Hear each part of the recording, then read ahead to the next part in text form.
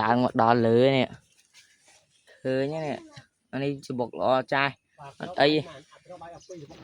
អាខំបែកពីអាលើអត់អីអាលើល្អចាស់នេះខ្ញុំឃើញមកឃើញបែកស្រាប់ទេនេះឡើងមកដល់លើឃើញមួយទៀតហ្នឹងហើយនេះស្រីដល់គ្នាឥឡូវយើងមកតាមព្រៃវាបងយើងឃើញដើមប្រភេទដើមក្តោបតែនៅក្នុងមើលមកក្រោមឃើញមានសបុកហើយមានពងនៅនេះអានេះជាពងសារកាកែវដល់គ្នា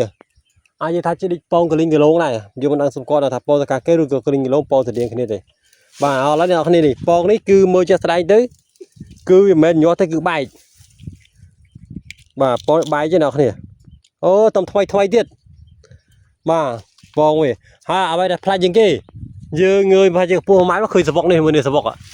បាទដល់ពេលងើយទៅលើដល់ឃើញពងមួយទៀតនៅពីលើបែកមួយទៀតអត់សត្វអីស៊ីទេអូដល់នេះពងមួយទៀតនោះពងខៀវនឹងគាត់ខ្ញុំយល់ថាសត្វហ្នឹងវាធ្លាក់វាធ្វើសបុកវាធ្លាក់មកទេនេះអូសបុកនៅលើនោះតែធ្លាក់មកទេប៉ុន្តែមិនតែធ្លាក់វាធ្វើសបុកនោះសបុកធំមកអូnóមានសំណប់ពោះទៀតវាជាសំណប់ពោះទៀតអូឥឡូវឡើងទៅមើលចឹងបាទឥឡូវ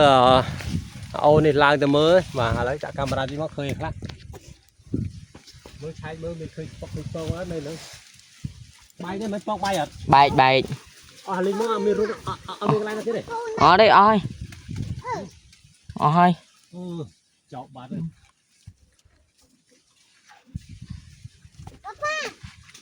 សួស្តីបងប្អូនទាំងគ្នានេះសកម្មភាពដែលយើងជិះទៅលេងនៅព្រៃវាបាំងទៅមើលកូនតឡនតនថ្ងៃមុនយើងឃើញពងពីរដល់គ្នាមិនដឹងថាឥឡូវហ្នឹងវាធំហាវបាត់ឬក៏នៅទេអញ្ចឹងកុំឲ្យខាត់ពេកខាត់លេយូរយើងធ្វើដំណើរទៅអញ្ចឹងការធ្វើដំណើរនេះមិនអីទេដល់គ្នាផ្លូវនេះគេជិះច្រើនហើយជួនកាលជិះទៅក៏ឃើញមានឃ្មុំដែរដល់គ្នាដោយសារតែផ្លូវនេះជាផ្លូវមួយដែលអ្នកភូមិធ្វើដំណើរច្រើនទៅចកាមកគាត់ឥឡូវយើងមកដល់ហើយដាច់ស្រយាលហើយ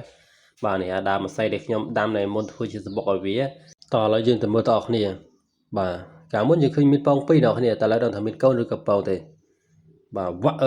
ចាណហើយកូនមួយសារតែវាពិបាកថនតិចនេះជាកូនលវាជ័យស្រុកដែលខ្ញុំហៅវាថាកូនតឡនតនកូននេះមេវាយំបរោះមែនតែនឥឡូវកូនសល់តែមួយទេដោយសារតែពងពីរញាស់តែមួយដល់គ្នាចាំមើលឱកាសទៀតជើងខ្ញុំថតឲ្យអ្នកទាំងអស់គ្នាមើលតែមិនដឹងថាយ៉ាងណាទេព្រោះខ្លាចតែវាហាបាត់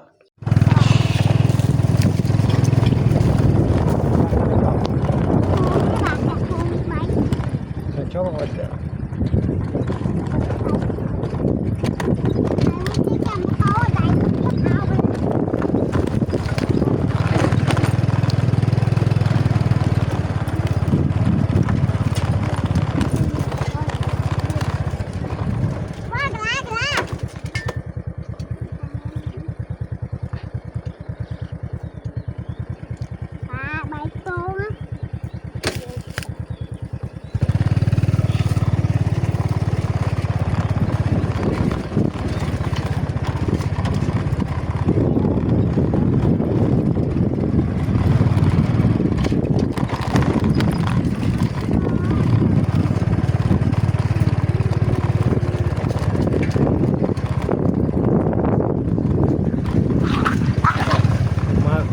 đây một cái thang lo lắng ấy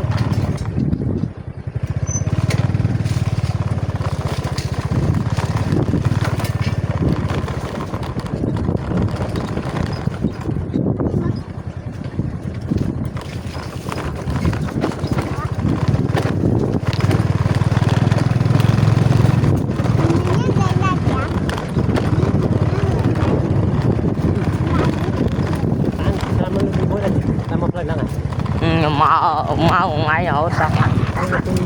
một năm nữa năm tập đó nó đi mua bà mau ta chia chơi rồi cái đi đám hổ mau muối chứ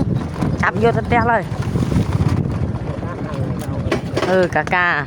lấy chạy đi đám ơi đừng đi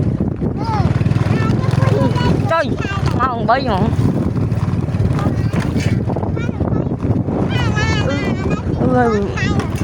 mau chai thì phía luôn